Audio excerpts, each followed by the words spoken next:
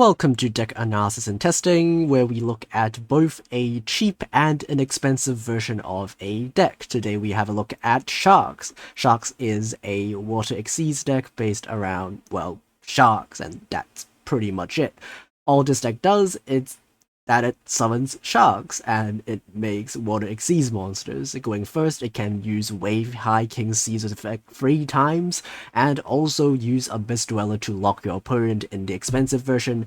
And going second, you have a whole catalog of options to choose from for you to summon using your rank up magic, because the skill puts 20 cards into your extra deck, which is pretty funny to look at. We'll start by looking at the skill. The skill, other than it adding a whole bunch of stuff into your extra deck, allows you to normal summon 2 times per turn, which is also pretty useful. It has 2 other effects. It allows you to reveal a level 5 fish monster from your hand to add 2 shark fish monsters, or Exceeds Revive Splash from your deck to your hand, and then send a card from your hand to the graveyard. This will pretty much always be sending the Exceeds Revive Splash, because that card is a lot better in the graveyard. And also, for your normal draw, you can draw a copy of Rank Up Magic, the 7th one, from outside your deck instead of your normal draw, which is a card that can help you go second, because it allows you to summon any of the C101 to C107 monsters directly from your extra deck. We'll have a look at the main deck. All of the sharks are pretty straightforward. Crystal Shark can summon itself for free from the hand or graveyard once per turn. Abyss Shark can summon itself from the hand when you control a water, and also can add a different fish monster from your deck when it's summoned that way. Dream Shark is a free level 5 that you get to summon. And Surfacing Big Jaws is notably not a shark monster, so you cannot add it with your skill, but you can add it with Abyss Shark, because that adds any fish monster. When you activate a spell this turn, you can special summon this card for free, and when it's normal special summoned, you get to add a shark from your deck to your hand. For the spells, we're playing Free Cyclone and Free Chalice. These are just generic, cheap box chips staples that you could be playing. Obviously, if you have better quick play spells like Droplet or Eclipse, you could play those instead. And speaking of Droplet and Eclipse, this deck is really bad into a Droplet or Eclipse because your deck doesn't have a way to negate that, so we are playing 3 copies of Magic Deflector. When we go first, we can use it to negate our opponent's Droplet or Eclipse, so that our endboard pieces actually stay on the field. And also, this card is just good against some decks in general, like Branded, because it negates their quick play spells as well.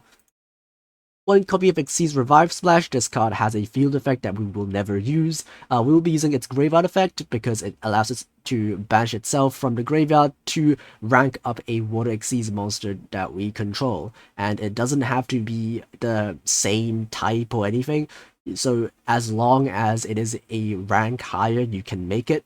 So we will oftentimes be using it on a rank 5 water monster to make a Wave High King Caesar that has 3 materials. For the extra deck, we're playing 2 copies of 101 because the skill needs us to play at least 1. This card is good going second. It allows us to attach an opponent's attack position monster to it as material, and a copy of C101 that can be made using the rank up spell that we get from the skill. Allows us to target a special summoned monster your opponent controls to attach it to it as material. 1 copy of Valiant Shark Lancer, which is part of your going first end board. It pops a monster if you control a Water Exceeds monster as a quick effect. 1 copy of Nash Knight, which you should be familiar if you play the TCG and play the K9. This card can attach an opponent's monster to it as material without targeting, so that also is a way that you can out-Dragoon. And also it attaches a 101 to 107 monster from your extra deck to it as well, which allows you to combo with the Chaos Xyz version of that card.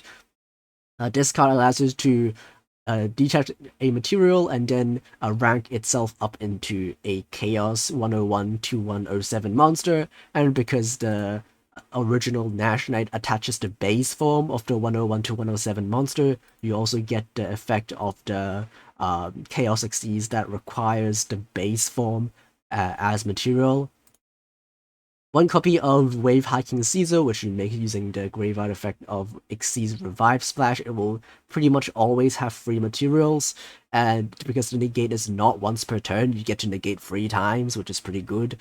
And it negates a lot of really powerful effects that special summon, any sort of fusion spell or ritual spell or a monster that special summons, it negates all of those.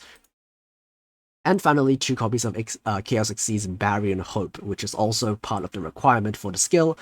This card can be made using any C101 to 107 monster, and it can be just made on top of that, and it gains a bit of attack according to the amount of Xyz materials, and also it can copy number monster effects from your graveyard.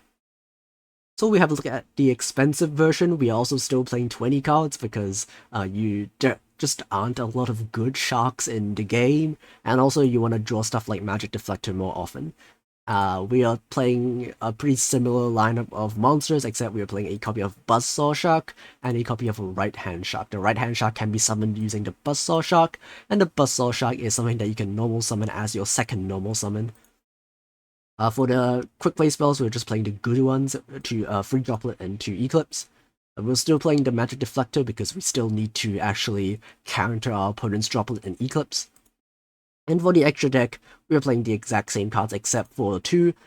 Abyss Dweller is a really good card that you can make going first. You pretty much get this as part of your end board for free, even if it doesn't really do too much against some decks. It's still a good part of your end board. It gives your monsters a bit of an attack boost as well. And Full Armored Utopic Ray Lancer is something that you can make when you go second to attack 2 times. So let's have a look at some replays now. Okay, for our game 1, we are going first against Red Eyes, and this basically shows you what the end board looks like for a regular turn 1 setup.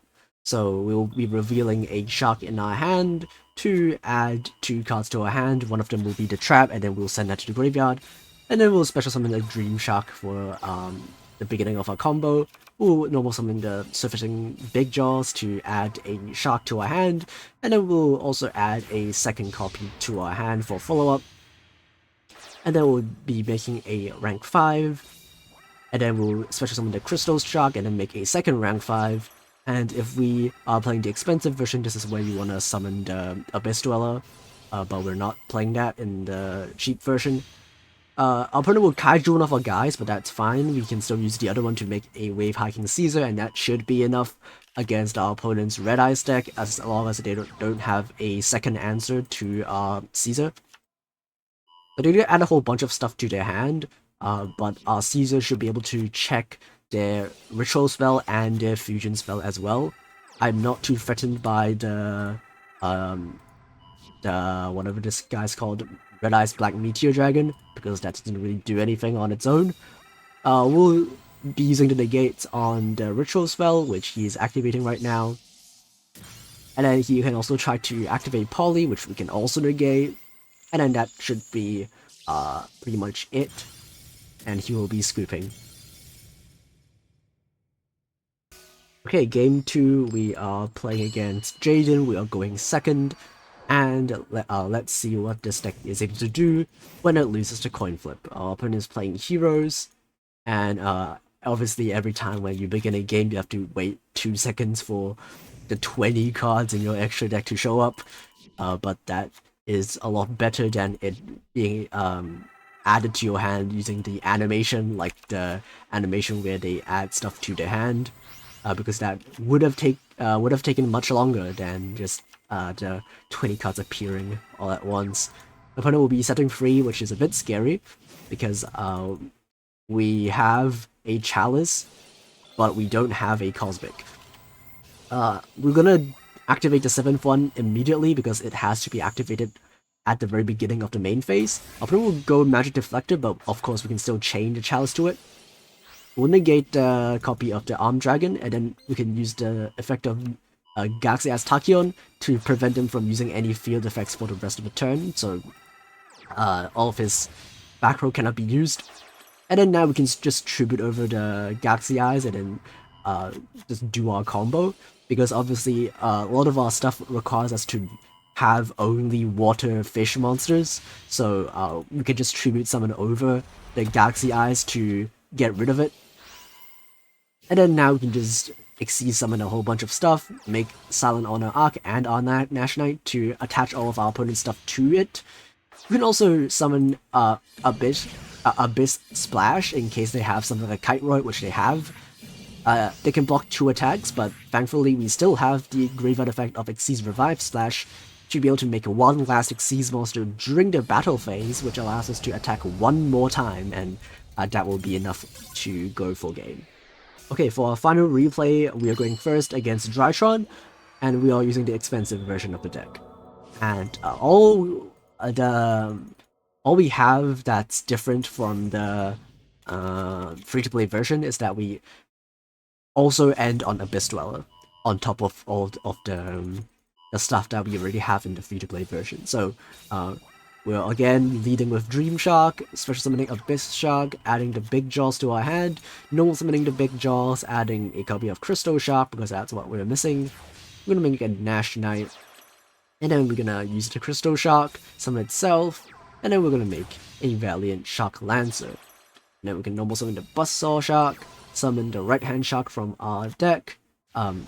I don't think I'm playing Right Hand Shark at this recording, so we're just gonna summon Surfacing Big Jaws instead.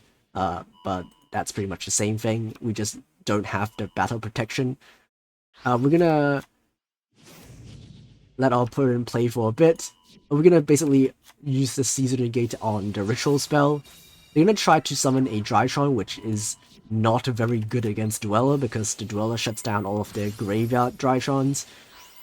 So we're gonna make a copy of Wave Hiking Caesar.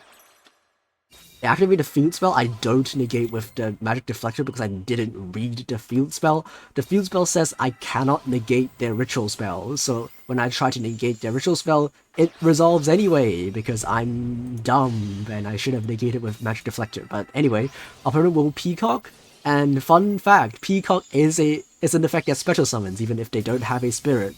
So we can still negate that with our Caesar, and they try to Nova, of course we can negate again, so they will just be scooping. Alright, good game.